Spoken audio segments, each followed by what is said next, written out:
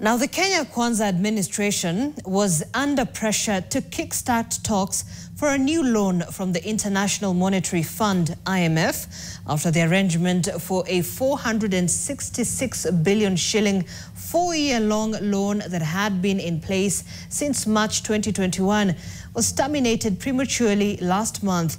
The premature termination of the last program created a 110 billion shilling funding shortage in this fiscal year's budget, piling pressure on the state to ink a fresh deal with the IMF.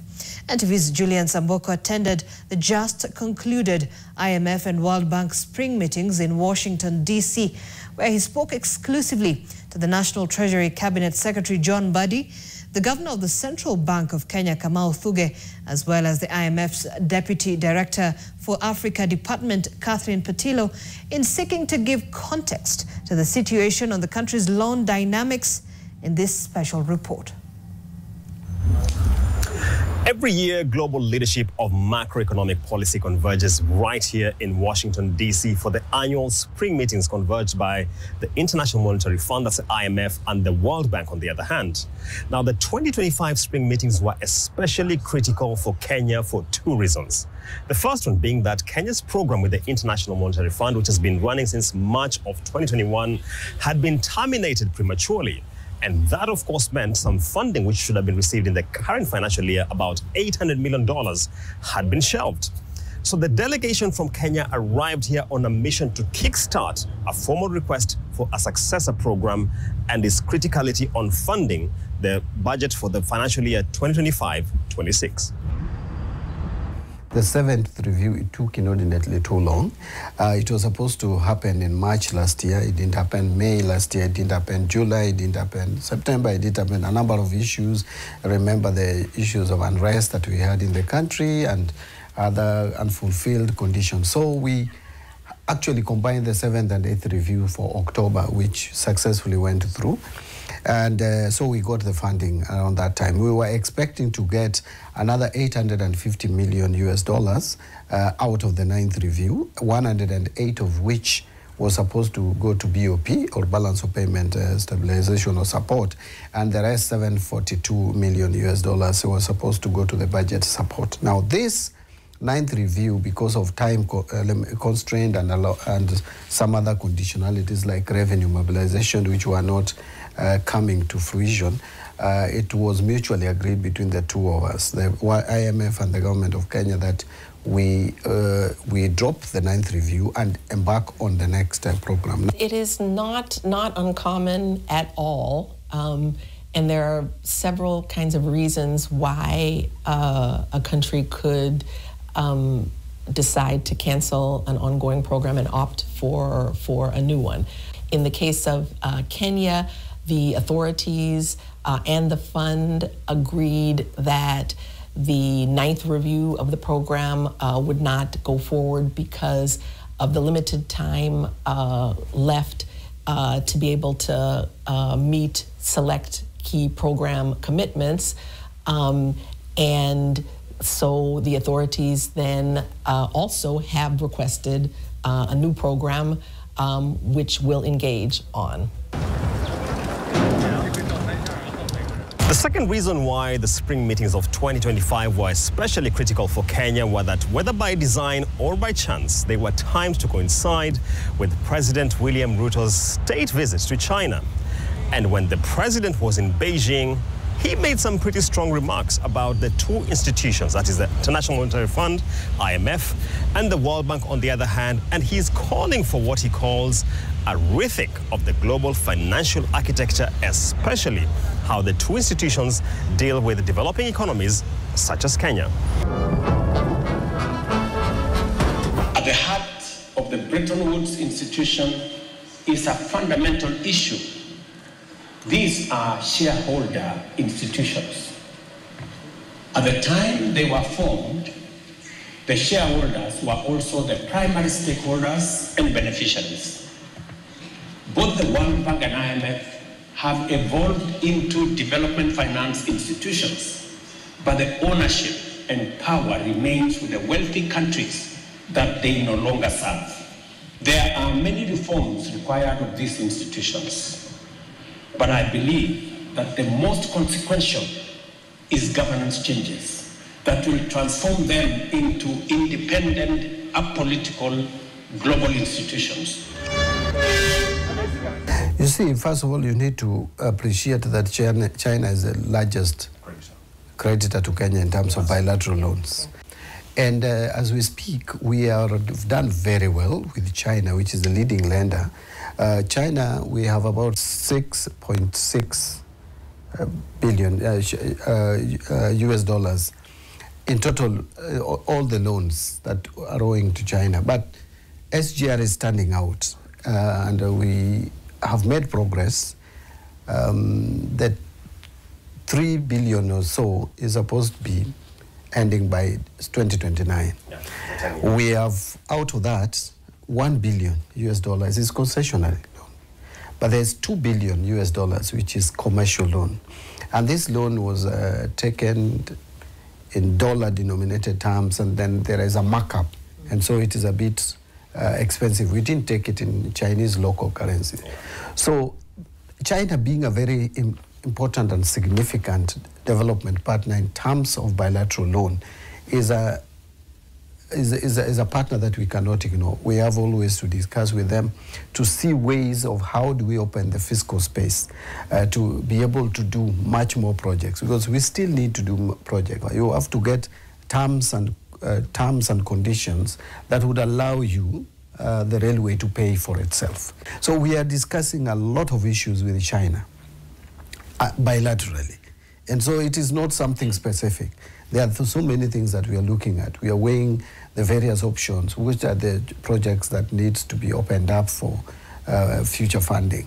How are we progressing with paying the loan to China?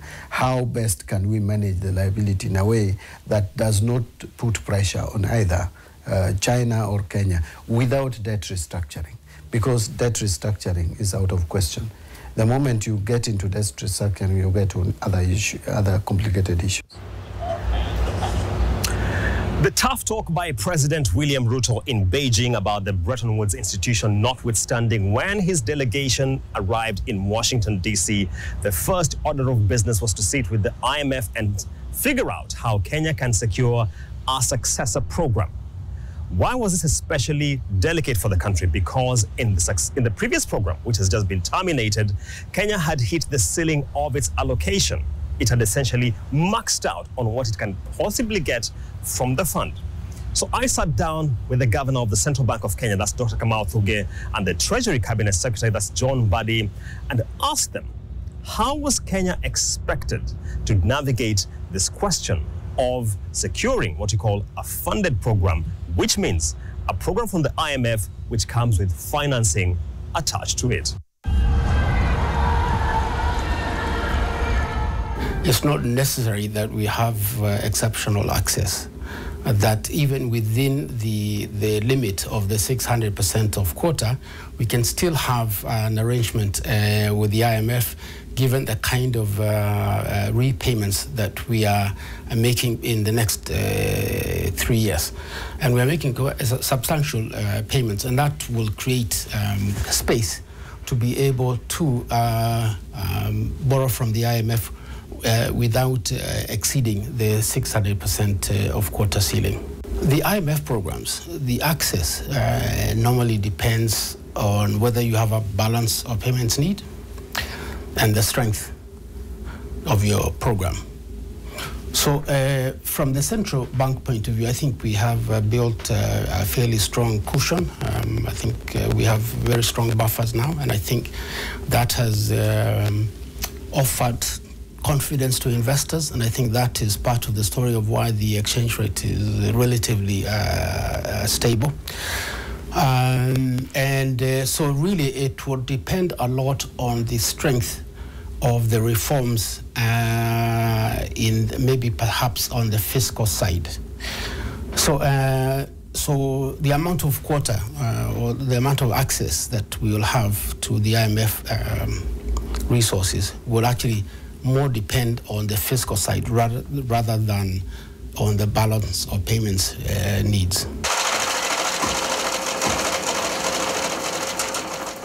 When we're determining fund financing under a program, also on a case-by-case basis, but looking at the general criteria. Those criteria are the balance of payments need of the member, the country, the strength of the program and capacity of the country to repay the fund, and the amount of fund credit outstanding. So those are the three factors shaping determination of access.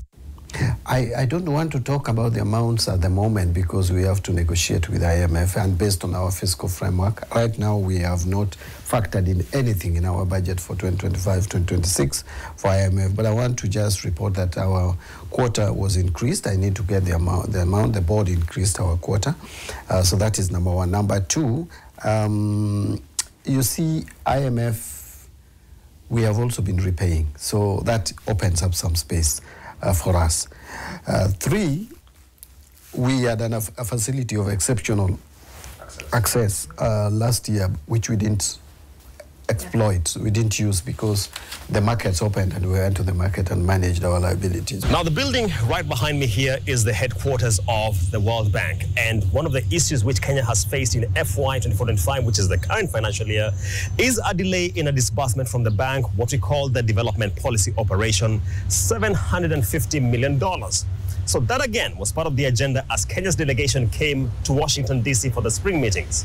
I caught up with the two top bosses, that is the governor of the central bank and the National Treasury Cabinet Secretary, and they indicate that these funds are now expected to hit the exchequer coffers as early as the first week of June.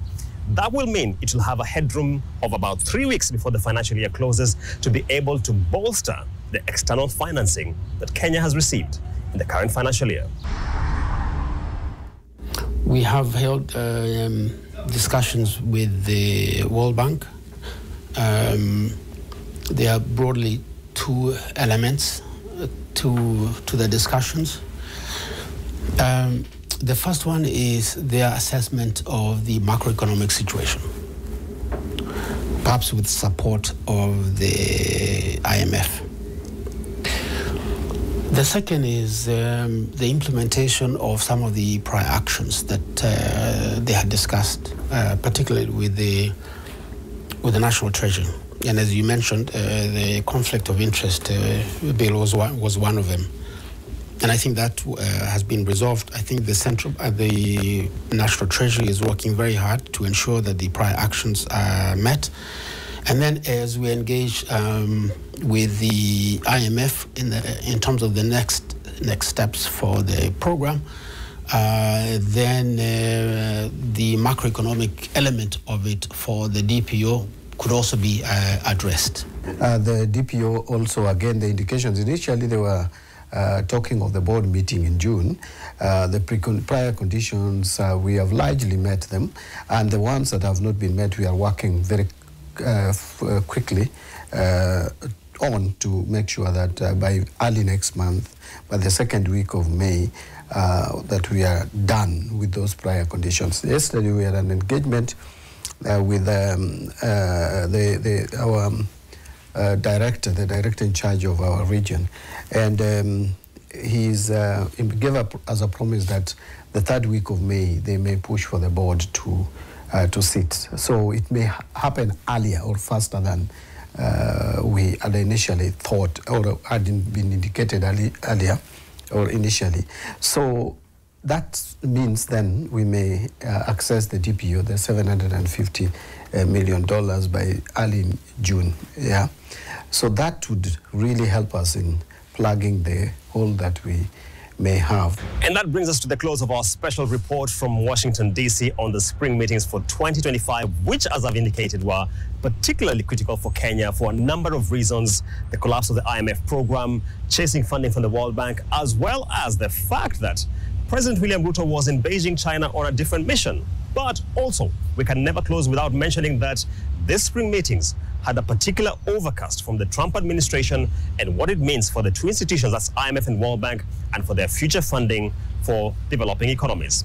Julian Samboko, NTV, Washington, D.C.